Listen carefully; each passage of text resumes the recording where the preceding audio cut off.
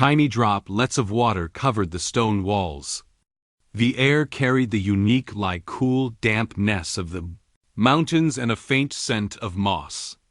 A layer of dry grass and leaves covered the ground, feeling soft beneath their feet. Roswitha raised her hand and summoned her magic. A faint violet light danced from her fingertips and fell upon a pile of dry branches on the ground. In the blink of an eye, a warm campfire sprang to life. The burning wood released, the fragrance of pine raced in. Orange, red firelight instant, illuminated the small space. Warmth slowly spread around them, driving away most of the bone-deep chill. She turned to look at Leon, whose entire body was drenched and whose hair was still dripping with water. Her brows knitted slightly, and her voice carried a concern that left no room for refusal. "You've been in the rain for so long. Warm yourself by the fire. Oh, all right." The campfire burned quietly inside the cave. The crackling of the wood was the only sound in the confined space. Occasionally sparks burst from the dry logs, scattering tiny flecks of ash. The two sat silently on opposite sides of the fire. The flames danced, casting their swaying shadows upon the rough stone walls. A quiet yet subtly intimate atmosphere surrounded them. Even their breathing seemed to grow softer without them realizing it. Leon's secret lie glanced at Roswitha several times. Each time the words reached his lips, he swallowed them again. His fingers nervously picked at the seams of his trousers. His heart was in complete turmoil, pounding wildly inside his chest. After a long silence, Leon finally could no longer suppress the question that had occupied his thoughts throughout their journey.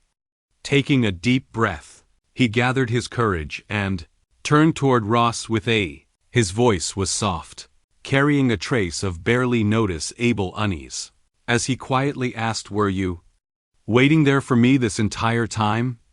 Roswitha gently stirred the dry branches in the fire with her fingertips. A branch snapped with a crisp sound. The flames flickered, casting an exceptionally gentle glow across the side of her face. Her voice was calm, revealing little emotion, yet beneath it lay an unspoken sincerity. "At first, I only planned to wait for you for 3 days. Once those 3 days were up, whether you came back or not, I was going to leave." Leon's heart skipped a beat. He quickly counted how many days he had been held up in the Empire. When he finished counting, his eyes widened in surprise, and his voice rose without him even realizing it. "But I've been back in the Empire for 4 or 5 days now, haven't I?" I waited 2 extra days for you." As Roswitha spoke, her fingertips curled slightly, and a faint blush quietly spread across her cheeks. Fortunately, the firelight flickered and danced, making it difficult to see clearly. Her gaze drifted deep into the campfire, as though she were watching the dancing flames, or perhaps trying to conceal the emotions surging inside her. Seeing her gentle expression, Leon's heart completely melted, but he quickly voiced the concern weighing on his mind. He was worried that waiting for him had delayed important matters for the Silver Dragon clan. After all, she was the queen of her people, and the responsibility of the entire clan rested on her shoulders. She couldn't keep putting everything aside for him. Leon's pupils shifted lightly as he asked cautiously, "Then what would you have done if I'd been delayed in the Empire for a few more days? What about the Silver Dragon clan?" "Before I left, I told Anna that I might be traveling with you for a while, and asked her to take good care of our daughters. So if you were delayed by 2 more days, I would wait 2 more days. If you were delayed by 10 days, I would wait 10 more days. And if you were delayed by half a year..." Roswitha deliberately drew out her words, and slowly raised her eyes to look at him. A teasing smile hid in her gaze, making her look like a sly little cat. Leon's heart began pounding wildly. In the heat of the moment, he blurted out in astonishment without thinking, "You'd wait for me for half a year?" The moment those words left his mouth, Roswitha's eyes curved with amusement. A soft smile spread from their corners, as she reached out and gently twisted Leon's ear. Her touch was so light that it felt more like a tickle. She couldn't bear to use any real force at all. "You wish.hmph.ow. Leon played along and cried out in pain twice, tilting his head and putting on an exaggerated act. But his heart was filled with sweetness, and even the tips of his ears grew hot, as though they had been roasted by the campfire. Who could possibly be important enough to make this queen sleep rough and wait for so many days? Waiting this long for you was already more than generous. Do you really want me to turn into a stone waiting forever for her husband?" hmph.idiot.roswitha released him, turned her face away, and gave a soft snort. But the tips of her ears had quietly turned red, burning even hotter than Leon's. Leon instinctively rubbed the ear she had twisted. It felt soft beneath his fingertips, and there was the slightest hint of pain. He froze for a moment, before finally realizing what had happened. The corners of his mouth secretly curled upward, and he could suppress his smile no matter how hard he tried. That didn't hurt at all. While he was distracted, quietly enjoying the moment, Roswitha looked directly at him. Her gaze settled on his soaked, mud-spattered coat, and her brows furrowed slightly. Her tone allowed no refusal, carrying the weight of a command. She was simply afraid that staying in wet clothes would make him catch a cold and fall ill, which could worsen his wound. Take it off. Huh? What are you trying to do? Leon instantly snapped back to his senses, and abruptly shrank backward. His eyes widened into circles, as a flood of wild thoughts instantly filled his mind. He couldn't help feeling secretly nervous. His entire body tensed, and even his breathing stopped for half a beat. Female dragons have insatiable appetites, and we haven't seen each other for several days.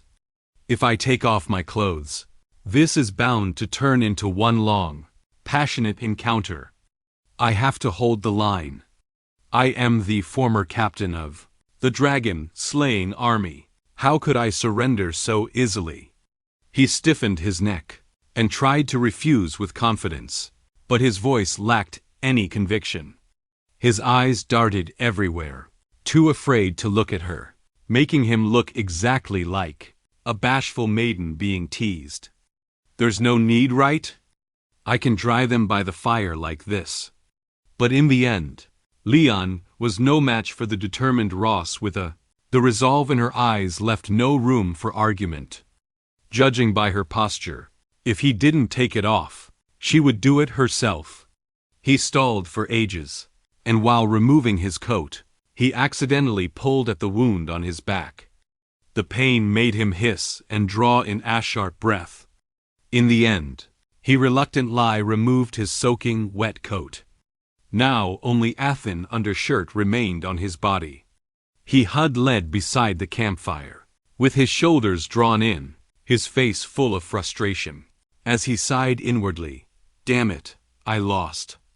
Master, is this what it means to be henpecked?" Images of the past instant surfaced in Leon's mind. Back when he was still in the dragon-slaying army camp, he could never understand why his master had spent years under his wife's strict watch. He had to hide whenever he wanted to smoke, report in whenever he came home late, and live under restrictions at every turn, without even the slightest personal freedom. Yet somehow, he still lived each day happily and contentedly. Leon remembered how back at the camp, His master never got upset when his wife caught him hiding cigarettes. He would merely smile and call it a blessing.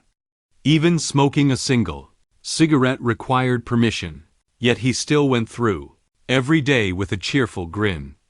At the time, Leon and his teammates would gather together and mock their master for being spineless.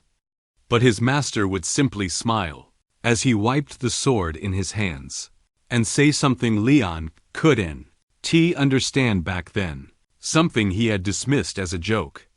Being kept in line by your wife is another kind of happiness in life. You'll understand when you're older, kid. Now, as Leon gazed at Ross with a sitting quietly beside him, reaching out to turn his coat, as it dried over the fire, the warm glow gently wrapped around the side of her face. Her long eyelashes cast faint shadows beneath her eyes, trembling softly each time she blinked.